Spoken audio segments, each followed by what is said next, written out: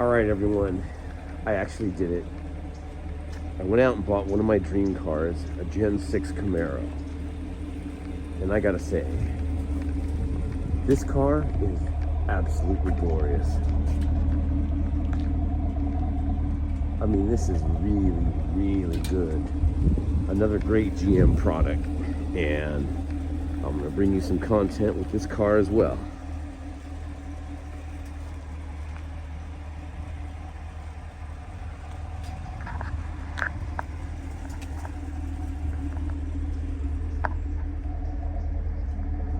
Sorry, I got my car cover in here.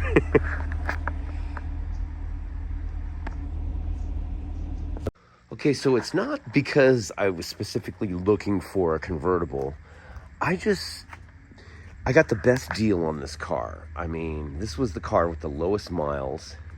And one thing I noticed, coupes are retaining their value at a much higher rate than the convertibles, and I'm not sure why. I think the convertibles look sick, absolutely sick.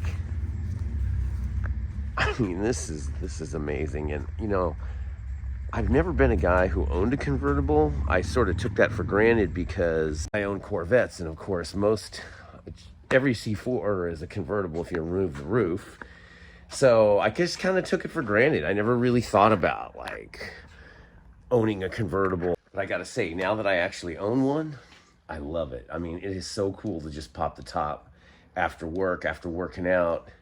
And even if it's not like a hot day or a warm day, it's still great because what you could do, you could just pop the top and turn the heater on. It's some whole different level type stuff. And unlike my C4s, it's a little bit of time to get the top off of these cars. So yeah, I just never really thought about owning a convertible because, like I said, I've had my vet since February of '98, and it takes a little bit of time to get the roof off, but once it's off, it feels like a convertible.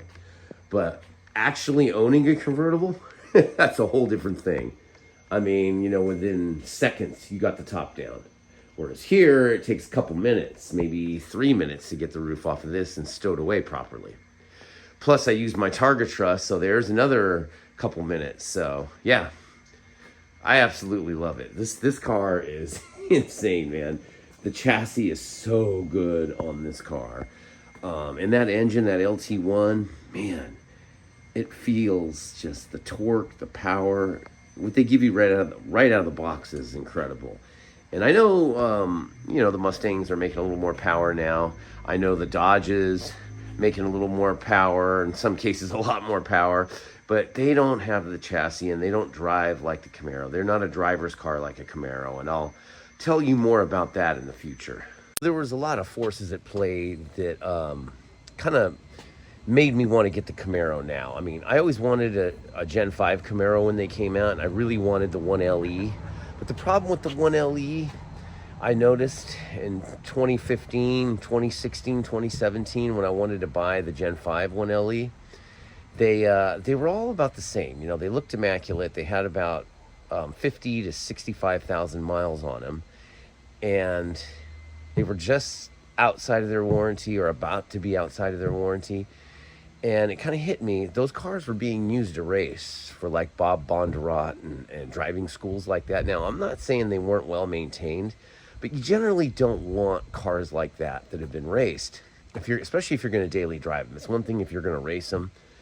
Things are going to break anyway over time. But when you're on the street and you're daily driving, you don't want a car that was raced, especially high performance Gen 5 Camaros and especially Gen 6 Camaros.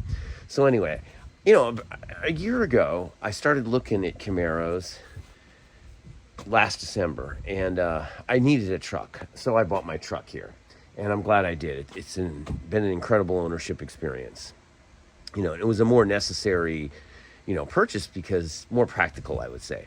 However, with the Gen 6, it's such a better vehicle than the Gen 5. The chassis is where it's at. I mean, that Alpha platform is just light years above the old Delta platform that was on the Gen 5. But what also forced my hand was, I know this is going to sound funny, but Trump being elected president. And you're probably wondering, well, what impact would that have on you? It has a huge impact because the man has said he's going to tariff every good coming into the country. So think about that. That's going to drive the prices up of everything. And if you think a car, an American car, that every part and everything is here in America, that's complete BS, utter BS.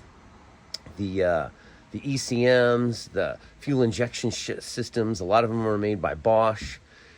Even Bosch made the ABS system on my C4. That's in Germany.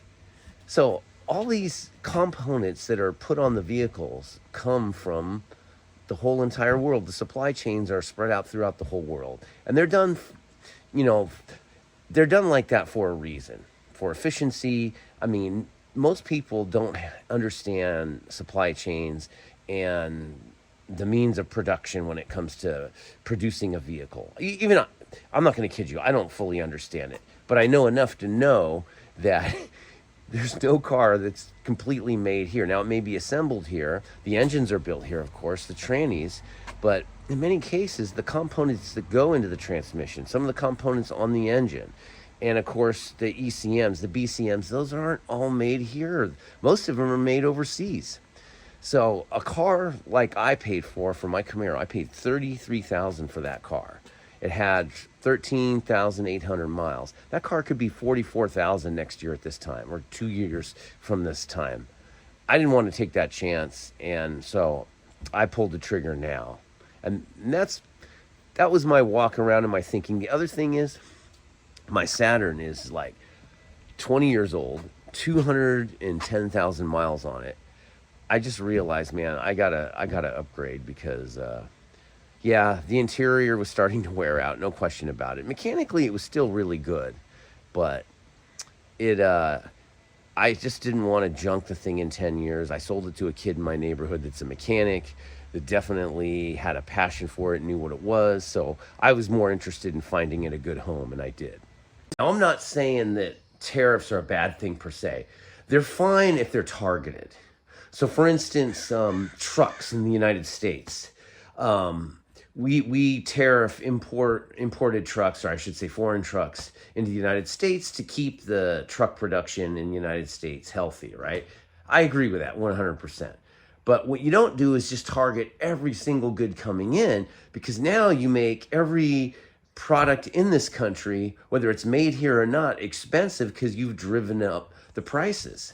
So, and that's just the way Trump is. If he thinks he's right about something, he's just going to paint himself in a corner, and that's what he's going to do. So if you think inflation was bad, a couple of years ago, it could really skyrocket with this sort of policy. So anyway, those were some of the things that made me definitely consider buying now as opposed to later, because there was a part of me that was like, maybe I should just wait a little bit longer and let the prices come down even more. But the thing is, they're not making Camaros anymore. So that's another reason why I wanted to get a Gen 6, because this car is going bye-bye. And I think it's a disastrous decision by GM to do that. But if you look at the sales numbers, I see their point. But the thing is, the way they designed the car, it's a driver's car. It's for somebody like me more. It doesn't have the livability that the Mustang and the Dodges have, but it's such a better car. And of course, I'll do a full review on that and explain that more. Anyway, I just want to give you some of my thoughts about why I bought a Camaro. And I'm just really excited about driving this thing a lot. All right, talk to you later. Hope you're having a great day.